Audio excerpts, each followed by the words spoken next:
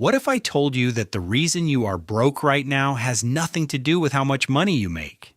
Not your salary, not the economy, not bad luck. It comes down to three simple rules. Rules so basic, so obvious, that it almost feels insulting to talk about them. And yet, 90% of people cannot follow them, not because they are stupid, but because nobody ever sat them down and explained what actually happens when you break them. Stay until the third rule, because the third one is the silent killer. It destroys savings that took years to build in weeks, sometimes in days. Let's get into it. You know that person. Maybe it is someone at your job. Maybe it is a cousin. Maybe, if you are being honest with yourself right now, it is you. Payday hits. The account lights up. And within 48 hours, it is already half gone. A dinner here, a jacket there, that thing on sale that you absolutely did not need but somehow ended up in your cart at midnight. 2 weeks later, the same person is sending voice messages. Hey, can you lend me something until next month? I'll pay you back. I promise. We have all seen it. Some of us have lived it. And here's what nobody tells you about that cycle. It is not a spending problem. It is a thinking problem. A deeply broken relationship with money that keeps regenerating itself month after month, year after year, until one day you look back and wonder where the last decade went. These three rules will not make you rich overnight, but breaking them will guarantee you stay exactly where you are. Rule number 1, you cannot spend everything you earn, full stop. This sounds so simple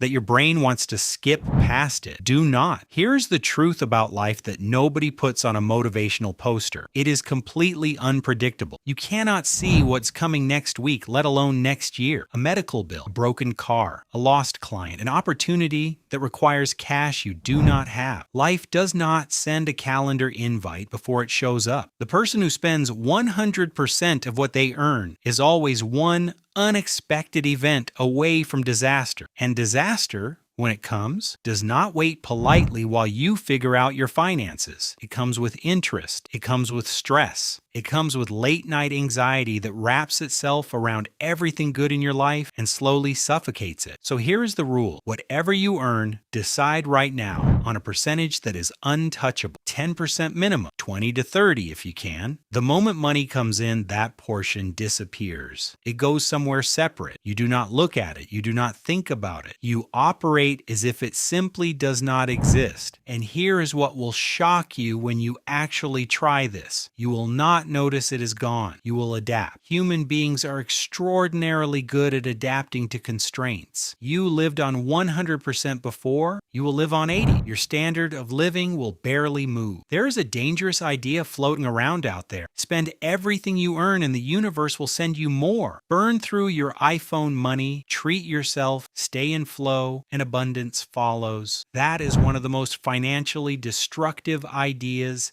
ever packaged as wisdom. Money does not flow toward people who cannot hold on to it. Money flows toward money. That is not a metaphor. That is mechanics. Rule number 2, plan based on what you have, not on what you are expecting. This one is subtle, and it is where a lot of intelligent, hardworking people quietly fall apart. You get paid, and instead of sitting down with the actual number in front of you, you start doing math in your head that includes imaginary money. Maybe your client pays that invoice next week. Maybe you get that bonus. Maybe your friend finally pays back what he owes you. And so you make spending decisions today based on money that does not yet exist in your account. This is not planning, this is hoping. And hope is not a financial strategy. Here is what real planning looks like. You receive an amount. You immediately move your savings portion away in a rah that's already decided from Rule 1. Then you take what remains and you sit with it. Seriously, you sit with it. You map out every expense between now and your next income. Food, transport, rent, utilities, every single line item, down to the last possible penny. Then, and this is the part most people skip, you include the things that matter to you personally. Growth, a course you want to take, an experience you want to have. If it matters to you, it goes in the plan as a real expense. Not a wish, not a maybe if there's something left over, A real line, because here's what happens when you leave those things out. You feel like you are falling behind, like you are sacrificing everything and going nowhere, like you are saving money, but your life is shrinking. That feeling is not discipline. That feeling is a signal that your plan does not actually reflect your life. Now, what about paying for things in installments? What about splitting a course, a purchase, a commitment across multiple months? It is not automatically wrong, but you need to understand what you are doing.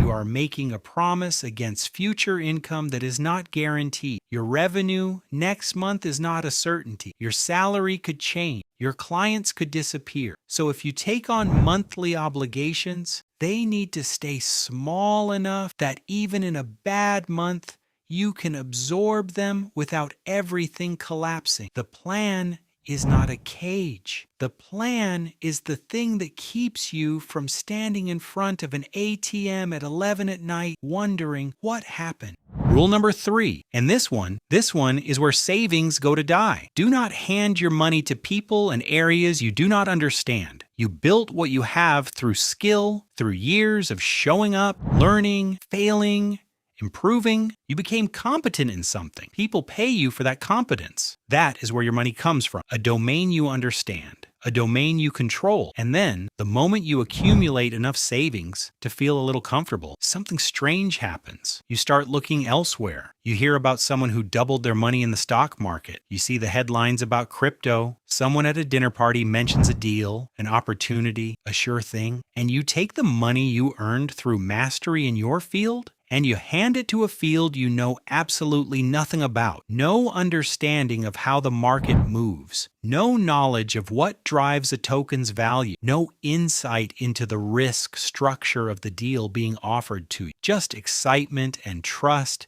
and the dangerous feeling that this time it will work out. Sometimes it does. Usually it does not. This is not pessimism. This is pattern recognition. When you operate in a domain you understand, your decisions are informed, you can read signals, you can course correct, you have context. When you operate in a domain you do not understand, you are not investing, you are gambling. The only difference between putting money into a crypto project you cannot explain and putting chips on a roulette table is that the roulette table is more honest about the odds. I know this has happened to people watching right now. A friend, a family member, maybe yourself. Money that took years to save, gone in a season because it was placed somewhere unfamiliar, with someone unqualified, chasing a return that felt too good to question. So what do? If you want your savings to grow, but you do not want to spend years becoming a financial expert, find someone who already is one, a real professional, someone with a verifiable track record, someone whose incentives are aligned with your success, not just their commission. That is not weakness.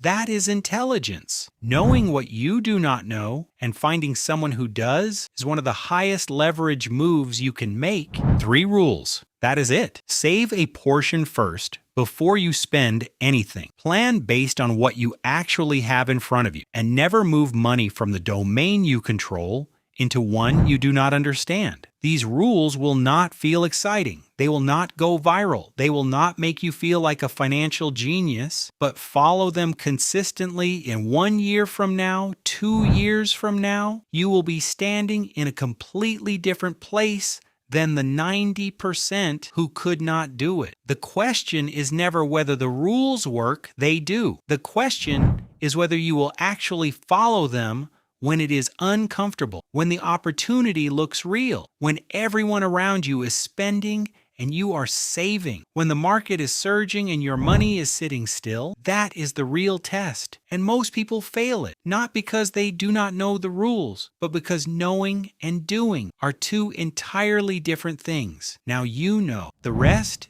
is up to you. If someone you know is stuck in the cycle, living paycheck to paycheck, borrowing, stressing, share this video with them. Not to judge them, because sometimes one video at the right moment changes the way someone thinks about money forever.